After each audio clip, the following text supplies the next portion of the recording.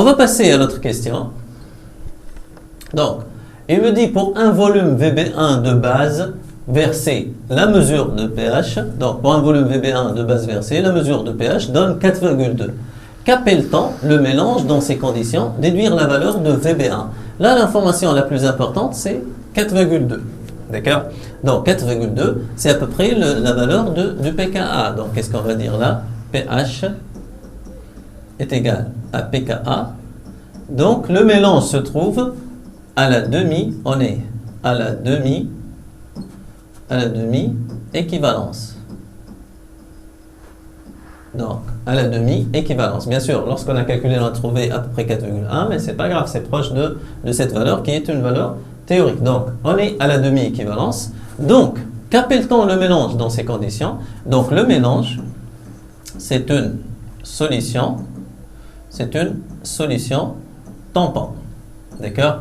Donc, je vais rappeler vite fait les propriétés d'une solution tampon. Eh bien, une solution tampon est une solution, si vous voulez, dont le pH varie très peu suite à une dilution modérée, donc il ne faut pas exagérer quand même, donc suite à une dilution modérée, ou bien suite à l'ajout de quelques gouttes d'acide ou de base. Donc c'est une propriété très importante pour les solutions tampons. Donc le pH reste pratiquement constant, donc varie très peu, si vous voulez. Voilà, donc le mélange dans ces conditions, c'est une solution tampon. Déduire la valeur de VB1.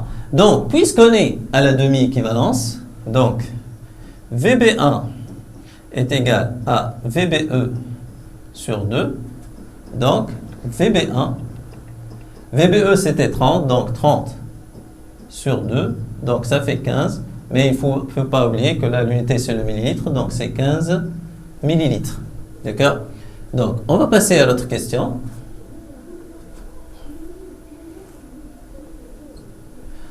Donc, il me demande là, quatrièmement A, il me demande d'écrire l'équation de la réaction de dosage et de montrer qu'elle est totale. Donc, on va écrire l'équation et on va montrer qu'elle est totale. Donc, on va changer de couleur. Donc, l'acide, c'est AH. Donc, on peut utiliser soit, si vous voulez, la formule ionique, c'est-à-dire A- plus H3O+, ou bien tout simplement AH, parce qu'on va ajouter des ions OH- plus OH-. Il m'a demandé de montrer qu'elle est totale. Donc là, j'ai une seule flèche, et on va démontrer ça, si vous voulez. Donc, ça va donner quoi? L'acide, selon Bronsted, est une entité chimique électriquement chargée ou pas, capable de libérer des ions H+. Donc là, ça va libérer des ions H+, qui seront captés par OH- pour donner H2O. Et là, j'aurai A-. Donc, ça va me donner quoi? A- plus H2O. Donc, pour montrer que cette réaction est totale, il faut calculer la constante d'équilibre. Si elle est très importante, bien sûr, très importante, c'est relatif. Donc, on va se référer, on va comparer la constante d'équilibre par rapport à 10 puissance 4. Si elle est supérieure à 10 puissance 4, eh bien, on peut affirmer que la réaction est totale. Donc, on va calculer K. Pour ceci, on va utiliser la fonction usuelle. Je ne vais pas suivre la concentration des ions de H2O, si vous voulez, puisque ça varie très peu. Donc là, K, c'est, rappelez-vous, les entités à droite. Là, j'ai A-, donc concentration de A-, puisque le coefficient c'est 1, donc puissance 1. Je ne vais pas m'intéresser à H2O. Sur quoi? Sur la concentration de AH puissance 1 fois la concentration de OH-, si vous voulez, puissance 1. Eh bien, pour calculer, si vous voulez, cette valeur, pour développer un peu, d'accord? Là, si vous vous rappelez, j'ai A- sur AH. Donc, ça doit vous rappeler que ces deux constantes, ces deux concentrations, si vous voulez, plutôt, figurent dans l'expression du Ka, la constante d'acidité du couple AH, A-. Donc, juste, il me manque H3O+. Donc, je vais multiplier en haut et en bas, donc fois H3O+. Là aussi, fois H3O+. Donc, j'ai rien fait, puisque H3O+, sur H3+, c'est 1. Donc, j'ai rien fait. Donc là, A- fois H3+ sur AH, rappelez-vous que A- fois H3+ sur AH n'est autre que l'expression de Ka. D'accord?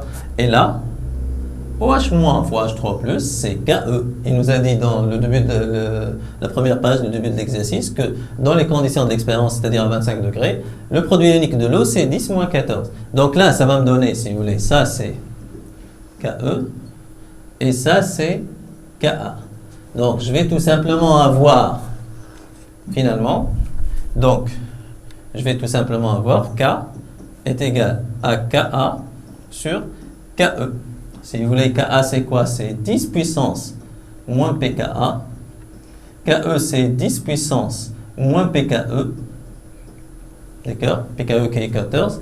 Donc ça va me donner 10 puissance PKE fois 10 puissance moins PKA. Donc ça va me donner 10 puissance PKE moins PKA.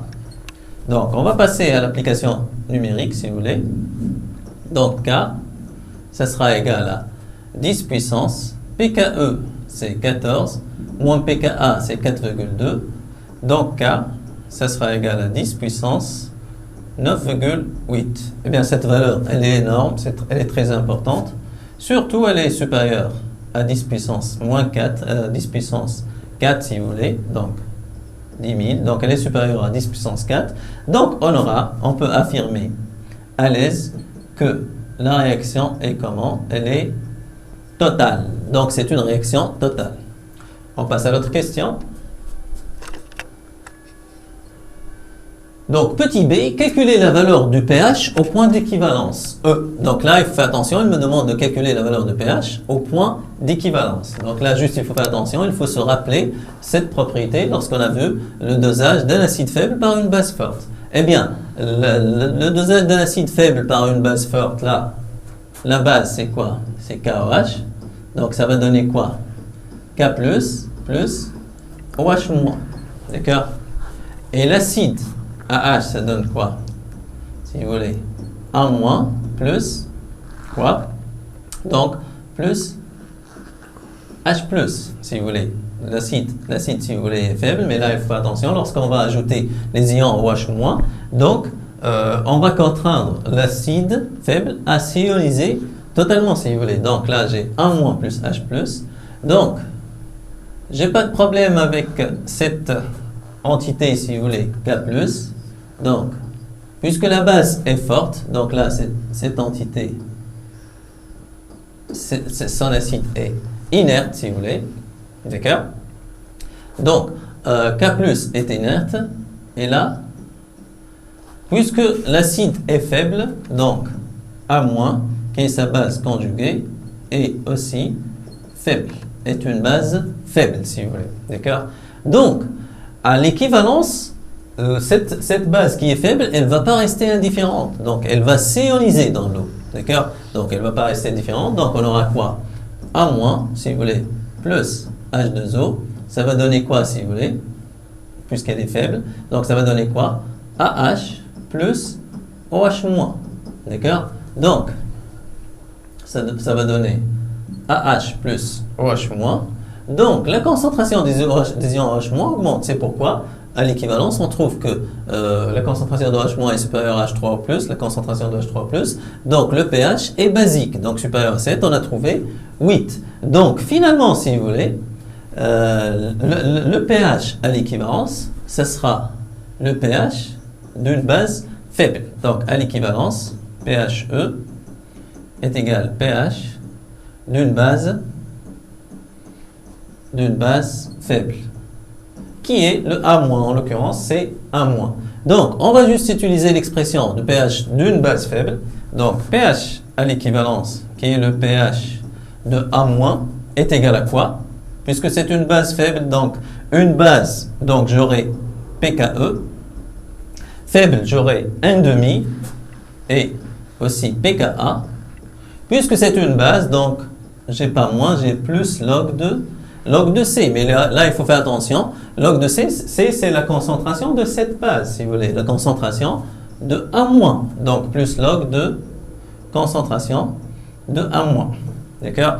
Donc, ça va me faire 1,5, si vous voulez, PKE plus PKA plus log de concentration de A-. Donc là, on va étendre la page. Donc, plus log de concentration de 1 mois. Or, la concentration de 1 mois, donc concentration de 1 mois, la concentration, c'est toujours le nombre de moles sur le volume. Mais il faut faire attention, le volume total où se trouvent ces entités. Le 1 mois qui est une base faible. Donc, le nombre de moles de 1 mois est apporté par l'acide, si vous voulez, AH, de concentration CA. Donc, le nombre de moles, puisque c'est un monoacide, le nombre de moles, c'est C fois V. Donc là, c'est CA fois VA. Le volume total, le volume total est toujours égal à quoi? Égal volume initial VA plus le volume de la base ajoutée. Mais là, il faut faire attention, puisqu'il me demande de calculer la valeur du pH à l'équivalence, donc le volume c'est VBE. D'accord? Donc, le volume c'est VBE. Donc, voilà. On va passer au calcul. Donc, ça va me faire 1,5. PKE c'est 14 plus PKA c'est 4,2 plus log de CA c'est 0,02 fois VA c'est 30 ml sur VA c'est 30 plus VBE c'est 30. Donc là 60 ml et là 30 ml. Donc j'ai pas de problème, donc ça n'a pas d'unité. Ok. Tout calcul fait, si vous voulez, ça va me donner un pH à l'équivalence. pH à l'équivalence égale 8,05. Donc, c'est à peu près 8. D'accord? À peu près 8 qui est donné par le graphe, si vous voulez. D'accord? Voilà, donc, on va relire la question. Calculer la valeur du pH au point d'équivalence E. Voilà, c'est terminé.